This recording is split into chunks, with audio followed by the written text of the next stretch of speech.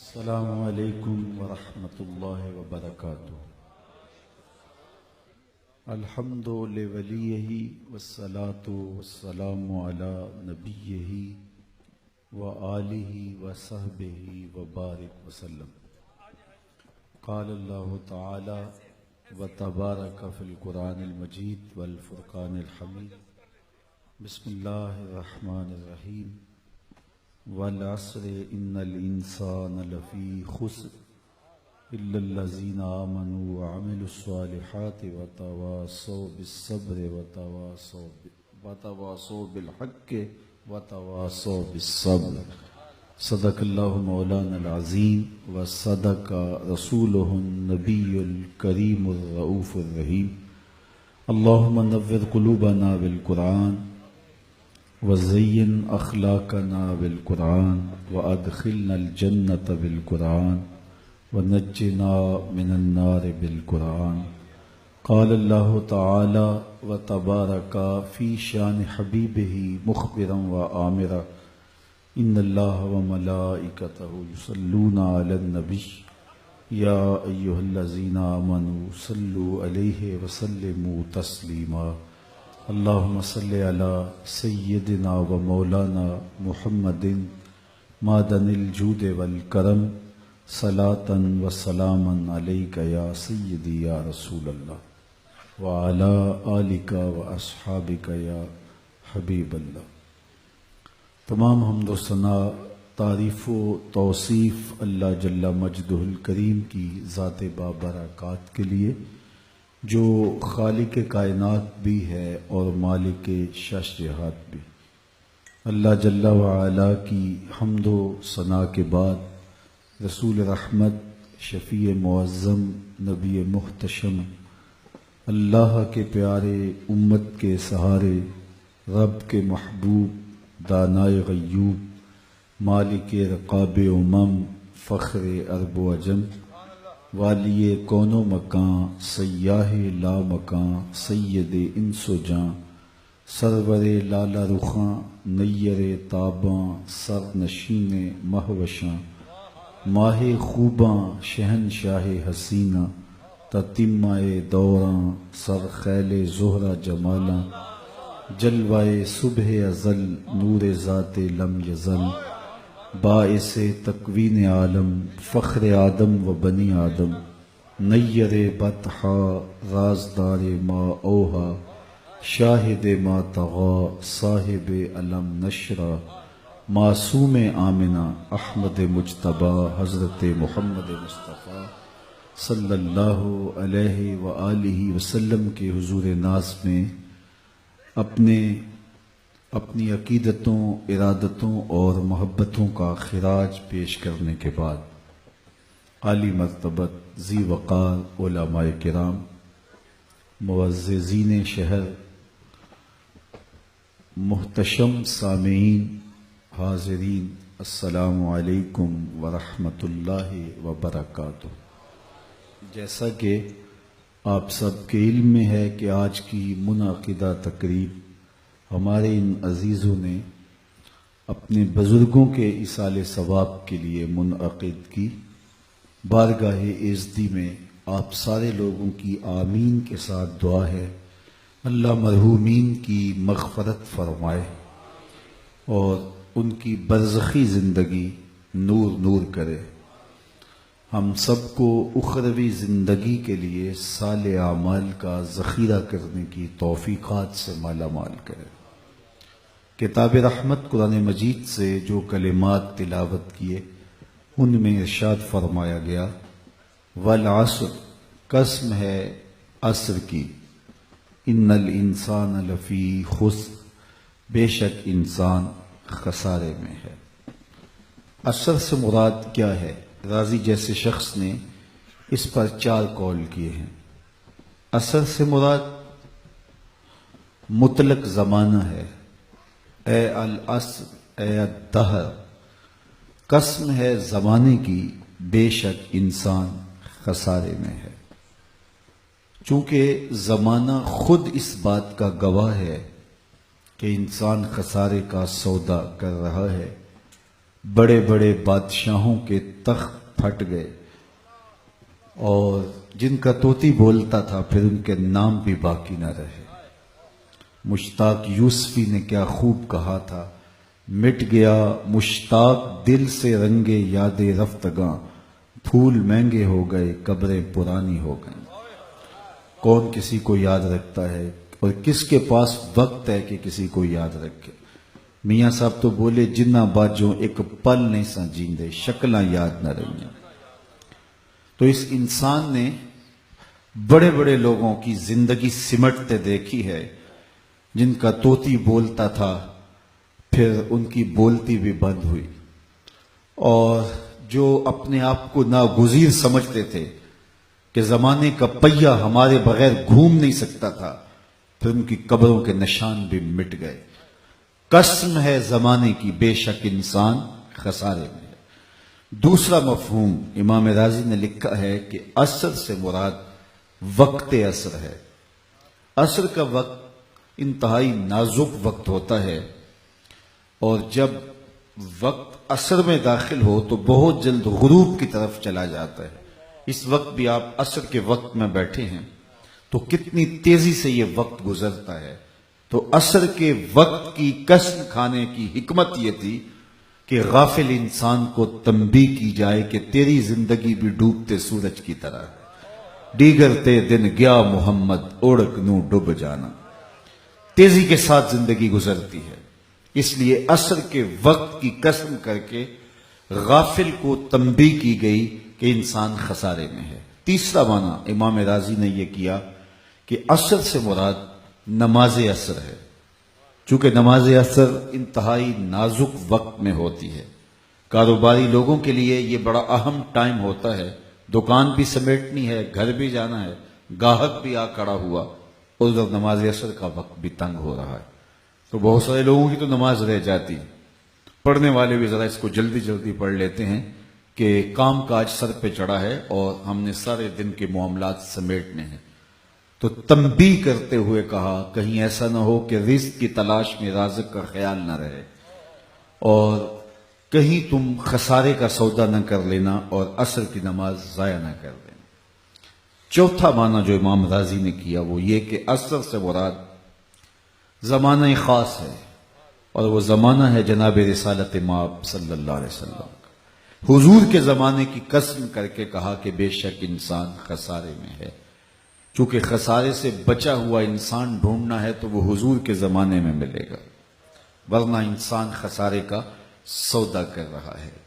تو حضور کا زمانہ بہترین زمانہ، اس لیے اس کی قسم کی گئی۔ خود فرمایا خیر القرون قرنی، بہتر زمانہ میرا زمانہ ہے، پھر جو اس کے ساتھ جڑا ہے، پھر جو اس کے ساتھ جڑا ہے۔ ایک شخص بغداد میں روٹیاں بیچتا تھا، جو تازہ روٹی 1 روپے کی، جو باسی روٹی 2 روپے کی۔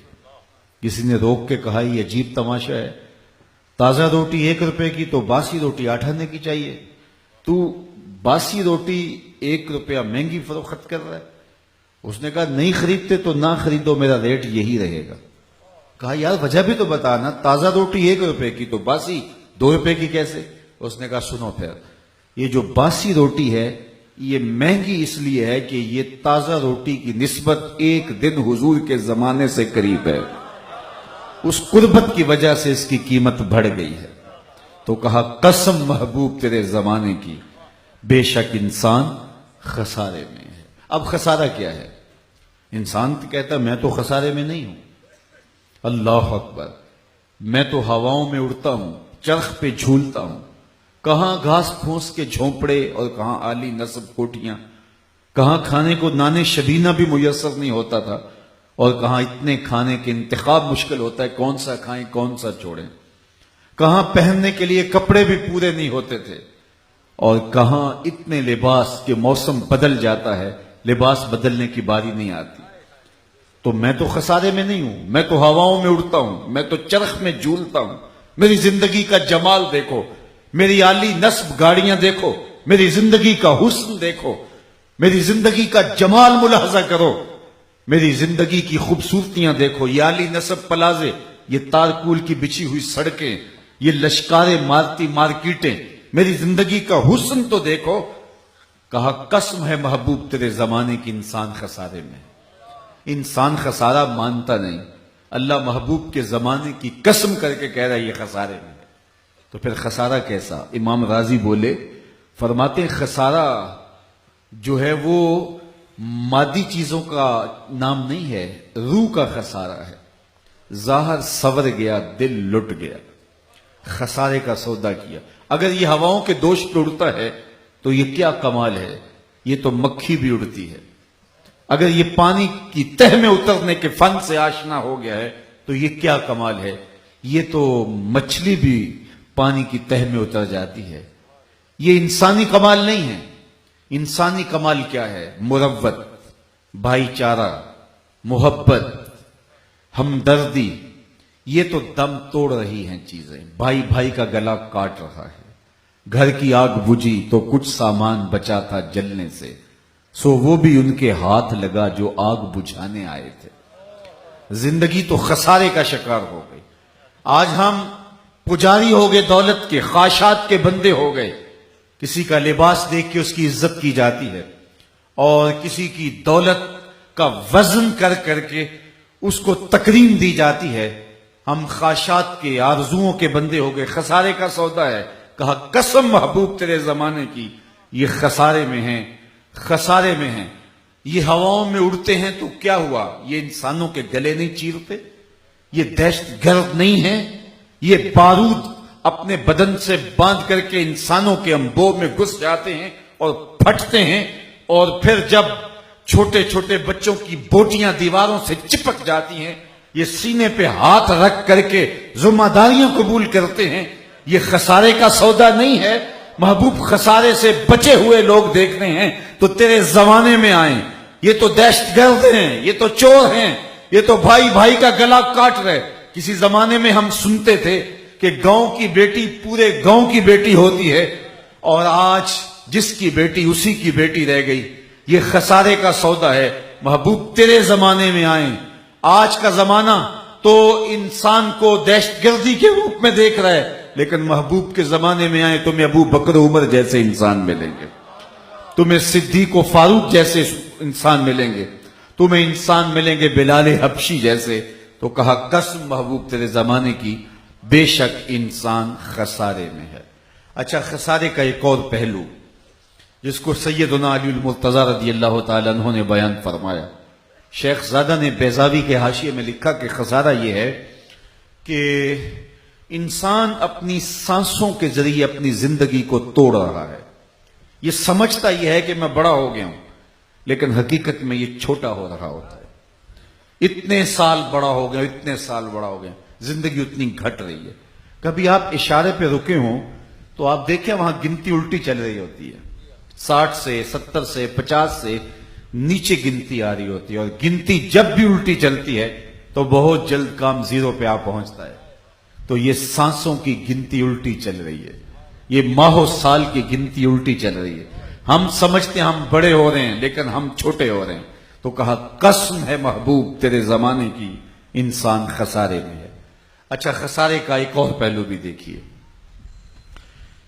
ایک شخص نے لکھا کہ خسارہ یہ ہے کہ ہم ایک وصف رکھتے ہیں، ایک کمال رکھتے ہیں، تو دوسرا کمال ہمارے میں نہیں ہے تو ہم کہیں گے خسارے میں۔ مثال کے طور پر یہ پھول ہیں، ان میں خوشبو ہے، ان میں رنگت ہے، ان میں تازگی ہے، ان میں نکھت ہے، ان میں لطافت ہے، لیکن ان میں روشنی نہیں ہے، اندھیرے میں رکھ کے چراغاں نہیں کیا جا سکتا۔ چاند میں چاندنی ہے، بلندی ہے، لیکن اس میں خوشبو نہیں ہے، تو چاند کہے گا میں خوشبو کے خسارے میں ہوں، پھول کہیں گے ہم روشنی کے خسارے میں۔ ایک شب زندہ دار سے پوچھئے تو وہ کہے گا کہ میرے پاس سحری کی سسکیاں تو ہیں، لیکن علم کا نور نہیں ہے۔ ایک عالم سے پوچھئے گا تو وہ کہے گا علم کا جمال تو ہے، لیکن میرے پاس سحری کے سجدے نہیں ہیں۔ ایک بچے سے پوچھئے، وہ کہتا ہے میرے پاس بچپنے کی معصومیت تو ہے، لیکن جوانی کا زور نہیں ہے۔ ایک جوان سے پوچھئے، وہ کہتا ہے جوانی کا بانک پن تو ہے، لیکن بڑھاپے کے تجربے نہیں ہیں۔ ایک بوڑھے سے پوچھئے، وہ کہتا ہے بڑھاپے کے تجربے تو ہیں، لیکن کیا کروں بچپنے والی موج نہیں رہی۔ وہ اپنی خوشی سے آنا، وہ اپنی خوشی سے جانا۔ اقبال کہتا ہے جنبش زنجیر در سے لطف آتا تھا مجھے، آج تو نغمے بھی نہیں نہ بہلاتے، اس وقت کوئی کنڈی ہلا کے چلا جاتا تو اس سے بھی مزہ لیتے تھے، اپنے جل جانے کا بھی احساس نہیں تھا، جلتے ہوئے شعلوں کو چھیڑا کرتے تھے، اب تو ایک آنسو بھی باعث رسوائی ہے، بچپن میں جی بھر کے رویا کرتے تھے۔ وہ کیسا زمانہ تھا، آج دنیا چاند پہ پہنچنے کے لیے بے چین ہے، وہ زمانہ تھا ہم خود ہی چاند ہوا کرتے تھے۔ وہ کاغذ کی کشتی، وہ بارش کا پانی، کیسا منظر، کسی نے کہا یہ دولت بھی لے لو، یہ شہرت بھی لے لو، بلے چھین لو مجھ سے میری جوانی، مگر مجھ کو لوٹا دو بچپن کا ساون، وہ کاغذ کی کشتی، وہ بارش کا پانی۔ تو بچپن ہوتا ہے، تو کہا کہ جو بوڑھا کہتا ہے میرے پاس بڑھاپے کے تجربے تو قطار اندر قطار ہیں، لیکن میرے پاس بچپنے کی معصومیت نہیں ہے۔ مور کہتا ہے میرے پروں میں تو حسن ہے لیکن میرے پاؤں بدصورت ہیں۔ بلبل کہتی ہے میری آواز میں تو جادو ہے لیکن میرے پنجوں میں زور نہیں ہے۔ شیر کہتا ہے میرے پنجوں میں تو زور ہے لیکن میں اڑنا نہیں جانتا۔ کوئل کہتی ہے میری آواز میں تو شیرینی بھری ہے لیکن میرا رنگ کالا ہے۔ ہر شے میں کوئی نہ کوئی کمی ہے، کوئی نہ کوئی خسارہ ہے، اور اگر تمہیں شوق آ جائے کسی ایسی ذات سے ملنے کا جس میں کوئی خسارہ نہ ہو، حسن کی ساری شوخیاں اور جمال کے سارے کرینے ایک پیکر میں ڈھونڈنے کا شوق آ جائے، تو رب کہتا ہے آؤ پھر مدینے کی گلی میں آ جائے، ہمیں تمہیں ایک ایسی ذات سے ملواتے ہیں، محمد عربی کی ذات سے، کہ جہاں کوئی خسارہ ہی نہیں ہے۔ حسن یوسف دم عیسیٰ ید بیضا داری، آنچ خوباں ہما دارن تو تنہا داری۔ تم نے پھوٹتے جھرنوں کا حسن دیکھا ہوگا، تم نے بہتی ندیوں کا جمال ملاحظہ کیا ہوگا، تم نے کوئل کی دلکش آواز سنی ہوگی، تم نے پپیہے کی صدائے دل نواز سنی ہوگی، تم نے کوسے قضا کی رنگینیاں دیکھی ہوگی، تم نے دھنک کی شوخیاں دیکھی ہوں گی، معصوم بچے کی مسکراہٹ دیکھی ہوگی، بوڑھے کے بالوں کی سفیدی کا حسن دیکھا ہوگا، تم نے پھوٹتے جھرنوں کا جمال دیکھا ہوگا، تم نے تتلی کے پروں میں قدرت کے رنگوں کی سنائی اور کاریگری کا جمال دیکھا ہوگا، لیکن یہ سارے رنگ اور سارے جمال ایک پیکر میں دیکھنا چاہتے ہو تو رب کہتا ہے اس کے لیے میں نے صرف ایک ذات محمد عربی کی بنائی۔ تو قسم ہے محبوب تیرے زمانے کی، بے شک انسان خسارے میں ہے۔ اچھا، یہ خسارہ حضرت انسان کا میرے رب نے بیان کیا، تو کیا یہ ڈرانے کے لیے خسارہ بیان کر دیا؟ جب ایک مریض ہو اور اس کو کینسر جیسا مرض لاحق ہو تو ڈاکٹر اس کو یہ بتا کر کے کہ تیری زندگی کے تھوڑے دن رہ گئے ہیں، تو اس کو خوف زدہ کرنے کے لیے نہیں کہتا۔ دو چیزیں ہوتی ہیں، یا تو مرض اس لیے بتاتا ہے، اس کی سنگینی اس لیے بتاتا ہے تاکہ یہ اپنے علاج کی طرف متوجہ ہو سکے، یا پھر وہ ڈاکٹر اور مریض مسلمان ہوں گے تو وہ توجہ اس لیے مرض کی طرف دلاتا ہے کہ 10 15 20 25 دن تیری زندگی کے رہ گئے ہیں، تاکہ اپنی آخرت کو سنوار لے اور سچی توبہ کر لے اور حقوق العباد کی تلافی کر لے۔ اللہ نے ہمیں ہمارا جو مرض تھا جو ہمیں لگا ہوا ہے، کوئی مانے یا نہ مانے، یہ مرض ہر ایک کو چاٹ رہا ہے، لمحہ لمحہ میں اور آپ موت کے قریب ہو رہے ہیں۔ ایک بزرگ فرماتے ہیں مجھے نہیں سمجھ آتی تھی کہ انسان خسارے میں کیا ہے۔ میں ایک دن سمرقند کے بازار سے گزر رہا تھا تو وہاں ایک آدمی پھٹے پہ رکھ کے برف بیچ رہا تھا اور وہ آواز بھی لگا رہا تھا۔ آج کل تو یہ پاپڑ بیچنے والے بھی کوئی آواز لگاتے ہیں، تو وہ پھٹے پہ رکھ کے برف بیچتا تھا اور ساتھ آواز لگا رہا تھا ارحمو ارحمو الا من یذوب راس مالہ، او گزرنے والو میرے پہ ترس کھاؤ، مجھ سے تھوڑی تھوڑی برف لیتے جاؤ، میں ایسا تاجر ہوں جس کا راس المال پگھل رہا ہے۔ کیونکہ برف ایک ایسا سودا ہے جو اپنے گاہک کا انتظار نہیں کرتا۔ آپ کپڑا بیچتے ہیں، آج گاہک نہیں آیا، ہو سکتا ہے کل 2 آنے مہنگا بیچ لے۔ آپ پیٹرول بیچتے ہیں، آج گاہک نہیں آیا تو ہو سکتا ہے کل پڑا 6 روپے اوپر چلا جائے، آپ کروڑوں کے فائدے میں چلے جائیں، لیکن برف کل مہنگی بھی ہوگی تو ہوگی نہیں۔ تو وہ برف پھٹے پہ رکھ کے بیچ رہا تھا اور کہتا ارحمو ارحمو الا من یذوب راس مالہ، او لوگوں میرے پہ ترس کھاؤ، مجھ سے تھوڑی تھوڑی برف لیتے جاؤ، میں ایسا تاجر ہوں جس کا راس المال پگھلتا جا رہا ہے۔ جب اس نے یہ آواز لگائی نا تو قدم ٹھہر گئے۔ تو میں نے کہا کہ مجھے ان الانسان لفی خسر کا ترجمہ سمجھ میں آ گیا، جس طرح تیری برف پگھلتی جا رہی ہے میری زندگی پگھلتی جا رہی ہے۔ تیری برف قطرہ قطرہ پگھل رہی ہے اور میری زندگی سانس سانس پگھل رہی ہے، اور اب تو اس برف کو اب بیچ لے، اس برف کے بدلے درہم لے لے، دینار لے لے، پارچہ جات لے لے، کوئی غلہ لے لے تو تجھے فائدہ ہوگا۔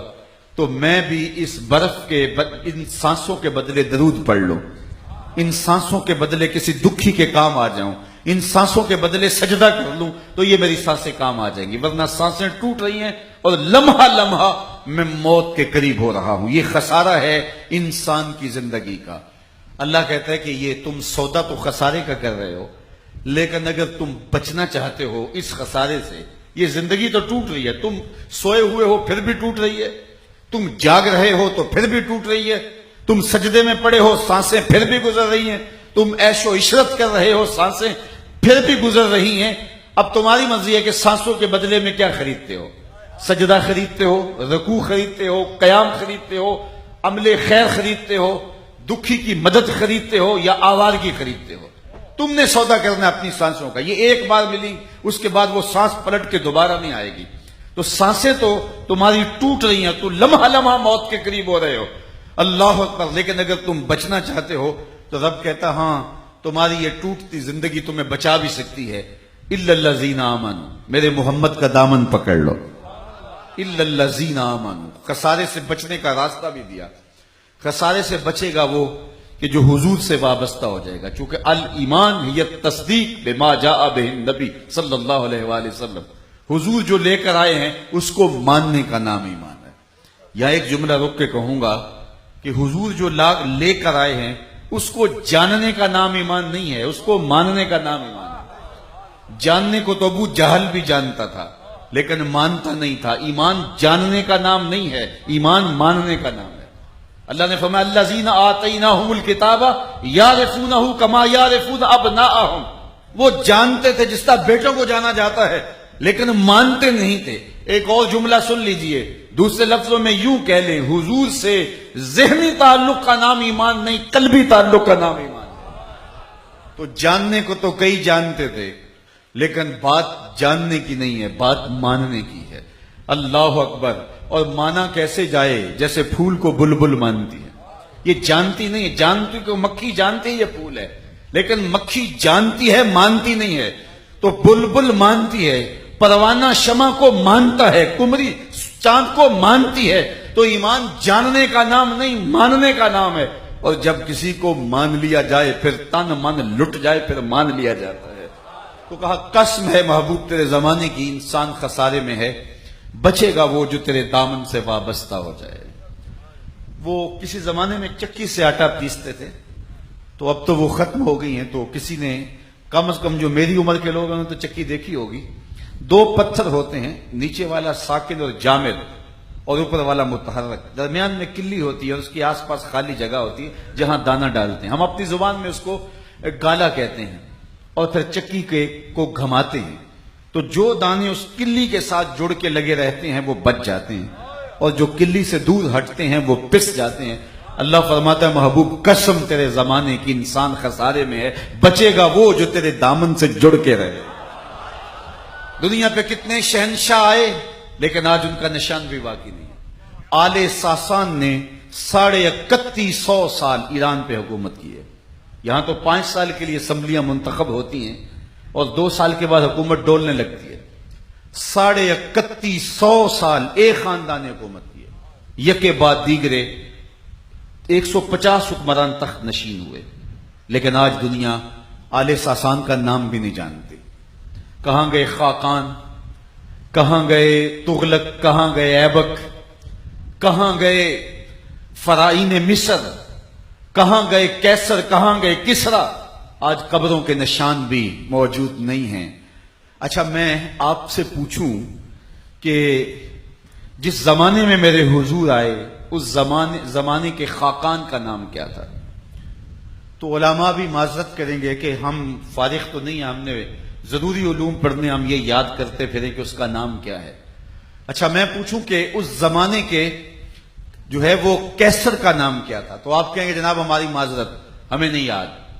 اور میں اگر پوچھوں چلو اس زمانے کے کسرا کا نام کیا تھا؟ اس وقت کی سپر طاقت تھی نا، اس دور کا ٹرمپ تھا، لیکن آپ کہیں گے جناب، چند لوگ کہیں گے ہاں اس کا نام یہ تھا، باقی کہیں گے جناب ہماری معذرت، اور میں اس مجلس میں سب سے کم عمر بچے سے پوچھوں کہ میرے حضور کے مؤذن کا نام کیا تھا، تو وہ سر اٹھا کے بلال حبشی کا نام لے گا کہ نہیں لے گا؟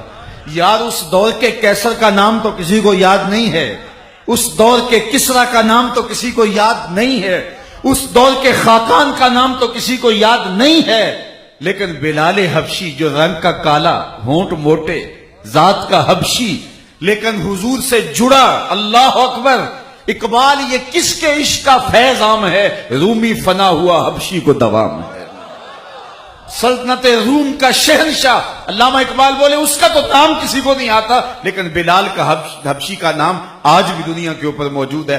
کہا محبوب قسم تیرے زمانے کی، انسان خسارے میں ہے، بچے گا وہ جو تیرے دامن سے جڑ جائے گا، جو تیرے دامن سے وابستہ ہو جائے گا۔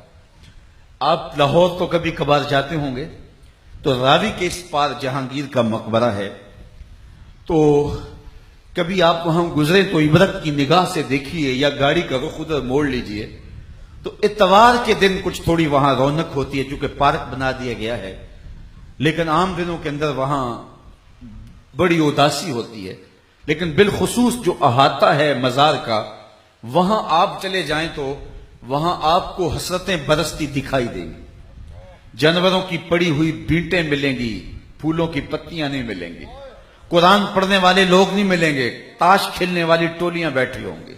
یہ بر صغیر کا مطلق العنان حکمران تھا، پورے بر صغیر کا، افغانستان بھی شامل، اس کے اندر پورا ہندوستان، بنگلہ دیش اور پاکستان، اتنی بڑی راجدھانی کا حکمران، آج اس کی قبر پہ حسرتیں برس رہی ہیں۔ بالکل اس کے ساتھ اس کی محبوب بیوی ملکہ نور جہاں کا مقبرہ ہے۔ بادشاہ جب تخت پہ بیٹھتا تو پیچھے چادر جھالر لٹک رہی ہوتی ہے، ملکہ پیچھے بیٹھتی، بادشاہ کو کوئی فیصلہ اسے پسند نہ ہوتا، پیچھے سے کمر ٹھونکتی، فیصلہ بادشاہ تبدیل کر لیتا۔ جس کے اشارہ ابرو پہ ہندوستان کی تقدیر کے فیصلے لکھے تھے، آج اس کی قبر بھی اندھیرے میں ہے۔ ان کی اپنی بیٹی ہے زیب النساء، اس کا اپنا شعر لوح مزار پہ لکھا ہے، بر مزار ماں غریباں، نہ چراغے نہ گلے، نہ پرے پروانہ سوزت، نہ صدائے بلبلے۔ ہم غریبوں کی قبر پہ نہ کوئی چراغ جلانے آئے گا، نہ کوئی پھول ڈالنے آئے گا، نہ کسی پروانے نے پر جلانے ہیں، نہ کسی بلبل نے گیت گانے۔ یہ مطلق العنان حکمرانوں کی کہانی سنائی اور راوی کے اس پار کی کہانی سنائی۔ اب راوی کا پل پار کر جائیں۔ ایک قبر یہاں تھی، اب ایک لوح مزار ادھر بھی ہے۔ یہاں تو لکھا ہے بر مزار ماں غریباں، نہ چراغے نہ گلے، نہ پرے پروانہ سوزت، نہ صدائے بلبلے۔ اور اگر راوی پار کر کے ایک لوح مزار ادھر دیکھیں گے تو وہاں لکھا ہے گنج بخشے فیض عالم، مظہر نور خدا، ناکساں را پیر کامل، کاملاں را رہنما، سید حجویر مخدوم امم، مرکد او پیر سنجر را حرم۔ ارے میں گسارو سویرے سویرے، خرابات کے گرد پھیرے بپھیرے، کبھی اس سمت بھی گزر کر تو دیکھو، بڑی رونقیں ہیں فقیروں کے لیے۔ تو کہا کہ محبوب جو تیرا ہو جائے پھر میں اسے مرنے، فَلَنُحْيِيَنَّهُ حَيَاتًا طَيِّبَةً۔ عرش فرشتے بانگا ملیاں تے مکے پہ گیا شور، بلے شاہ سا مرنا نہ ہی تے گور پیا کوئی ہور۔ تو فرمائی الذین آمنوا، انسان خسارے میں ہے، بچے گا وہ جس کے ساتھ ایمان کے اجالے ہیں۔ دوسری بات وَعَامِلُ الصَّالِحَاتِ، اور صالح اعمال، ہم نیک اعمال کا ذخیرہ اپنی زندگی میں شامل کریں، قبر میں وہی لے کر کے جائیں گے۔ بعد میں آنے والے دعا کے لیے ہاتھ اٹھا دیں تو ان کی مہربانی، اور اگر نہیں اٹھاتے تو کچھ نہیں کر پائیں گے۔ تو قبر میں لے کر کے اپنا عمل اترنا ہے، تو اعمال صالحہ کی تلقین کی، خسارے سے بچنے کا راستہ۔ اللہ اکبر۔ تیسری بات وتواصوا بالحق، حق کی وصیت، ایک دوسرے کو حق کی وصیت کرنا۔ حق سے مراد قرآن ہے، حق سے مراد اسلام ہے، اور امام قرطبی فرماتے ہیں کہ حق سے مراد توحید ہے۔ یہ تین قول بیان کیے، یعنی توحید کی تلقین، اسلام کی تلقین، اور جو ہے وہ قرآن کی تلقین۔ یہ مومن کی زندگی ہے۔ مومن ایسے زندگی گزارنے نہیں آیا، اپنی خواہشات کی تکمیل کی، اچھا گھر بنا لیا چلا گیا۔ اکبر الہ آبادی نے کہا تھا کیا بتائیں احباب کیا کارنمایاں کر گئے، بی اے کیا، نوکر ہوئے، پینشن ملی اور مر گئے۔ یہ زندگی نہیں ہے، یہ زندگی تو چیونٹی بھی گزارتی ہے، صبح اپنی بل سے نکلتی ہے، حلال رزق کماتی ہے، برسات کے لیے جمع کرتی ہے، بچوں کو کھلاتی ہے، کسی کو ضرر بھی نہیں پہنچاتی۔ یہ اشرف المخلوقات کے وظیفے اور ہیں، وہ اس دنیا کے اوپر رہ کے اپنے رب کو منانے آیا ہے۔ جو مقصد زندگی نہیں سمجھا، قرآن نے کہا من کان فی ہذہ اعمی فہو فی الآخرۃ اعمی واضل سبیلا، جو دنیا میں اندھا رہا کل قیامت کے دن بھی نابینا اٹھایا جائے گا۔ اس سے ان آنکھوں کی بے نوری مراد نہیں، دل کی بے نوری مراد ہے۔ اقبال نے کہا تھا دل بینا بھی کر طلب خدا سے، کہ آنکھ کا نور دل کا نور نہیں ہے۔ تو لوگوں کو اچھائی کی ترغیب اور صالح اعمال کی طرف راغب کرنا یہ مومن کی زندگی ہے۔ وتواصوا بالصبر، اور آخری بات کہ انسان کی زندگی میں دکھ بھی آتے ہیں سکھ بھی آتے ہیں تو ان پہ صبر کیا جائے۔ اب اس پر دو قول امام قرطبی نے خوبصورت بیان کیے۔ ایک تو مشکل وہ آتی ہے جو آپ کو دنیاوی امور میں، زندگی کے امور میں مشکل آتی ہے، بچوں کی پرورش کرنا، ان کے لیے رزق حلال کمانا، ان کی ضروریات کو باہم پہنچانا، ان کی اچھی تربیت کرنا، پھر آپ کی مقاومتیں، آپ کی مخالفتیں، حملہ آور ہونے والی بیماریاں، شیاطین کے حملے، یہ سب کچھ تمہاری زندگی کی مشکلات ہیں۔ ان کو صبر سے، حوصلے سے پاٹا جائے۔ جب تکلیف آ جائے تو واویلا نہ کیا جائے۔ صبر یہ ہے کہ انسان جو ہے وہ لیس منا من ضرب الخدود وشق الجیوب ودعا بدعوی الجاہلیہ، نہ تو گریبان نوچے، نہ منہ پہ تماچے مارے، اور نہ جاہلو جیسی باتیں کرے، نہ شکری کا کلمہ نہ بولے۔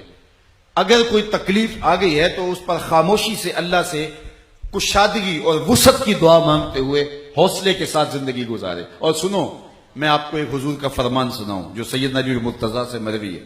اگر زندگی میں غربت آ جاتی ہے، زندگی میں کوئی مقدمہ آن پڑتا ہے، کوئی مشکل آ جاتی ہے، تو صبر کرو تو اجر کتنا دیا۔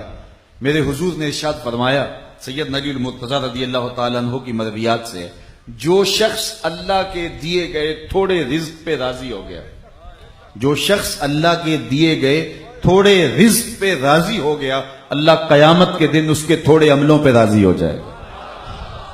یہ کتنا بڑا سودا ہے۔ اللہ کے دیے تھوڑے رزق پہ راضی ہو گیا، اللہ قیامت کے دن اس کے تھوڑے عملوں پہ راضی ہو گیا۔ تو صبر سے مشکلات کو کاٹے۔ دوسرا مفہوم امام قرطبی نے صبر کا یہ بیان کیا ہے، راہ خدا میں جو تکلیفیں آتی ہیں ان پر صبر کیا جائے۔ سحری کا اٹھنا مشکل ہے، ٹھنڈے پانی سے وضو کرنا مشکل ہے، گناہ سے رکنا بڑا مشکل ہے، نگاہ کو قابو میں رکھنا مشکل ہے۔ جب حرام رزق کے ذرائع میسر ہوں اور ہر بندہ اس حرام میں ہاتھ رنگ رہا ہو تو بندہ کہے کہ میں تو پیچھے رہ جاؤں گا، اور پھر اپنے آپ کو روکنا یہ کوئی آسان کام نہیں ہے، بہت مشکل کام ہے۔ تو ان شدائد سے، ان مشکلات سے پھر راہ دین میں چلو تو تمہیں تکلیفیں آئیں گی، مصائب آئیں گے، آلام آئیں گے، ان کا خوش دلی سے مقابلہ کرنا۔ اللہ اکبر! بلال حبشی رضی اللہ تعالیٰ عنہ کو جب ان کا ظالم آقا مار رہا تھا تو بلال آگے سے مسکرا رہے تھے۔ کسی نے روک کے کہا بلال عجیب تماشا ہے، وہ تمہیں مارتا ہے تم آگے سے مسکراتے ہو۔ تو حضرت بلال فرمانے لگے کبھی تم نے ایسا دیکھا نہیں کہ بازار میں برتن خریدنے جاتے ہو تو اس کو ٹھونک ٹھونک کے دیکھتے ہو کہیں کچا تو نہیں، اس کی آواز تو ٹھیک ہے۔ کہا تم بازار میں پیالہ بھی خریدو، برتن بھی خریدو، گھڑا بھی خریدو تو ٹھونک ٹھونک کے دیکھتے ہو، اس کی آواز تو ٹھیک ہے، کہیں کچا تو نہیں۔ کہا میرا مالک بلال کو خرید رہا ہے، دیکھ رہا ہے کہیں بلال کچا تو نہیں۔ میں کہتا ہوں مالک خرید لے بلال کو، کھال ادھر بھی جائے گی، حق حق کی آواز ختم نہیں ہوگی۔ زخم پہ زخم کھا کے جی، خون جگر کے گھونٹ پی، آہ نہ کر لبوں کو سی، یہ عشق ہے دل لگی نہیں۔ اور اگر آپ نے اس کہانی کو نقطہ کمال پہ دیکھنا ہے کہ دکھوں پہ صبر کیسے کیا جاتا ہے تو پھر آؤ کربلا کے میدان میں۔ یار سارے دکھ اکٹھے ہو کے آ جاتے ہیں۔ وَلَنَبْلُوَنَّكُمْ بِشَيْءٍ مِّنَ الْخَوْفِ وَالْجُوعِ وَنَقْصٍ مِّنَ الْأَمْوَالِ وَالْأَنفُسِ وَالثَّمَرَاتِ۔ یار سارے دکھ ایک ہی کمرہ امتحان میں ہو، اور پاس مارک جو ہے وہ 33% نہیں ہے، نمبر بھی کہا 100 لینے ہیں، اور پانی بھی نہیں رکھا ہے۔ کہا اب دو امتحان۔ حسین نے مسکرا کے کہا مالک ایسا سجدہ کروں گا سجدے بھی ناز کریں گے۔ اور آپ جانتے ہیں امام حسین نے عظیمت کی جو انوکھی داستان رقم کی، دستے قاتل نے سر حسین تب کاٹا جب سجدے میں جھکا ہوا تھا۔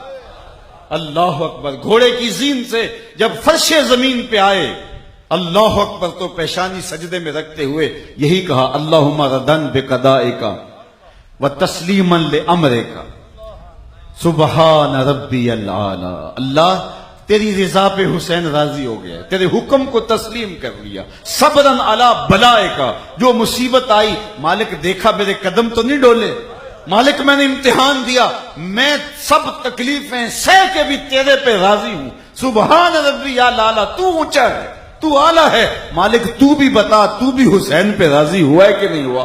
آواز آئی، اس پیاسے پر علی شیر خدا کو ناز ہے، اس نواسے پر محمد مصطفیٰ کو ناز ہے، اوروں نے بھی سجدے کیے، اس کا عجب انداز ہے، اس نے وہ سجدہ کیا جس پر خدا کو ناز ہے۔ دستے قاتل نے سر حسین کاٹ کے نیزے کی نوک پہ چڑھا دیا، اللہ اکبر، اور فتح کے نکارے بجانے لگے، دیکھو ہم نے ان کو کاٹ دیا اور دیکھو نیزے کی نوک پہ سر ہے۔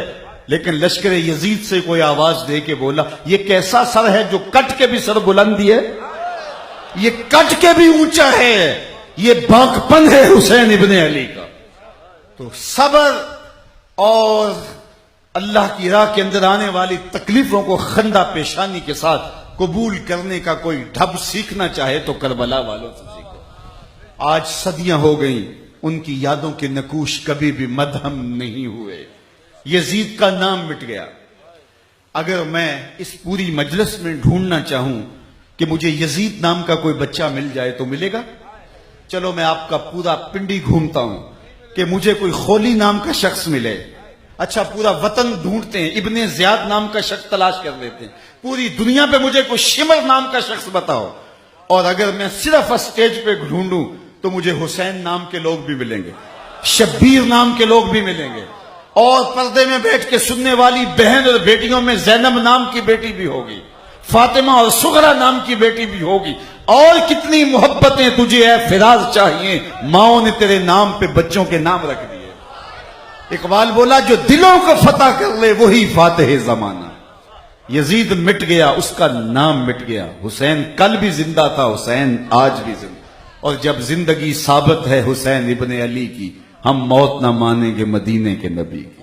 وآخر دعوانا ان الحمد للہ رب العالمین۔